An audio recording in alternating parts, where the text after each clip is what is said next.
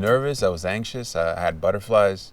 I come from a very athletic background, so when I get the opportunity to sort of have that feeling of preparation before having a game, I try to search for that in a lot of facets. So when he said, we're gonna beat you up, we're gonna train you, we're gonna show you how to learn how to use guns and fighting and specific styles for the character. I mean, I was just ready to fly to Budapest as soon as I got that information. I was like, I need to go now. It was a dream come true.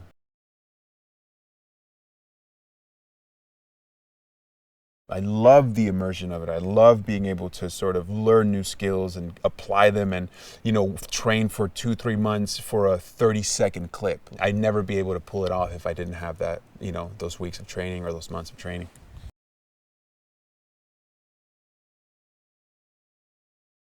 It took a great team to learn. I mean, with Jeremy and Jackson, who were sort of the fight and fight coordinators in Budapest at the action gym.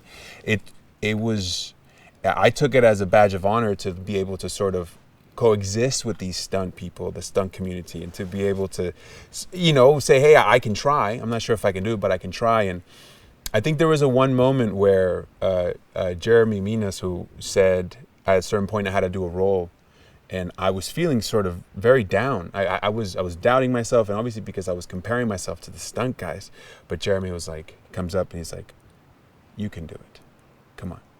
And just that little bit of a bump made me sort of be like, okay, great. I got a great team behind trying to make this look as effortless and as real as possible.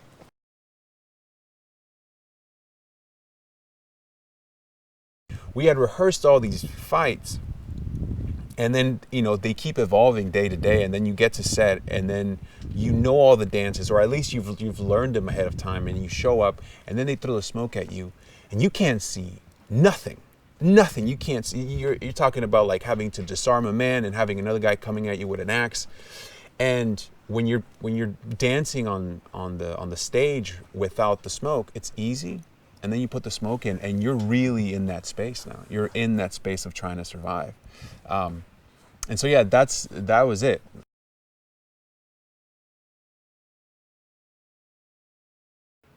I think the most exciting thing was just being a part of something that I've seen for the last 10 years that made me excited about action films again. It was something that I think for a while they sort of died down. I mean, growing up, I was a massive fan of Van Damme and Bruce Willis and even the earlier films of Seagal.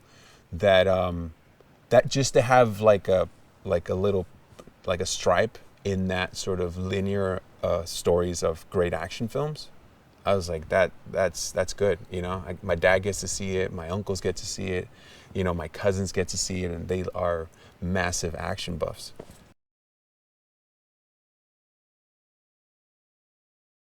One big thing was that he was a protector, so he doesn't kill, so that influenced a lot of the fighting, which was nothing was a kill shot. Everything was to disarm, disable, and move forward. And so that was so helpful to understand. He very much is living in an island, I mean, figuratively and metaphorically, with him and his daughter. And I think the fear of trying to maintain young Eve's world as safe and as protective as possible, while knowing that eventually the truth is going to come out about who she is and what world she lives in.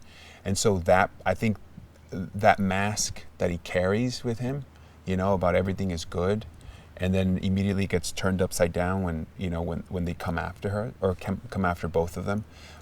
It's a fight or flight moment, and obviously he goes into somewhat of an autopilot to protect his daughter.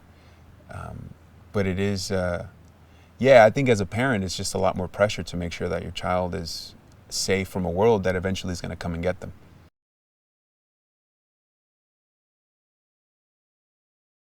Well, I feel like Javier's, in terms of the Chancellor and the sort of the community that Chancellor sort of runs, I think he feels duped. I think for so long he was brainwashed into believing something. His man was sort of an imposter in a way that would use other people as resources for his own benefit. And only until he decided to break away from sort of that community was sort of, I think, the stamp between this person that he looked up to, and now it becomes a false prophet.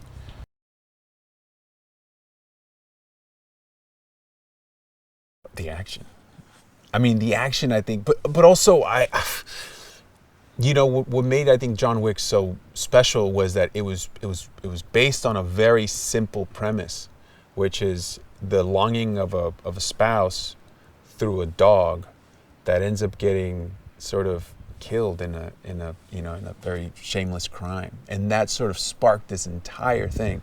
And so I kind of hope that when people see this film, that obviously they go to enjoy the action, but at the end maybe they do remember a little bit about someone they love, and the dreams or the nightmares of what they're capable of doing if something happened to any of them, and sort of living vicariously through Eve's character of what they would do, because when I've seen great films, if something happens to a loved one, I come out like wanting to like see how they're doing, I want to check on my sister, see how she's doing, so that's what I hope. When you think of me, you should think of fire.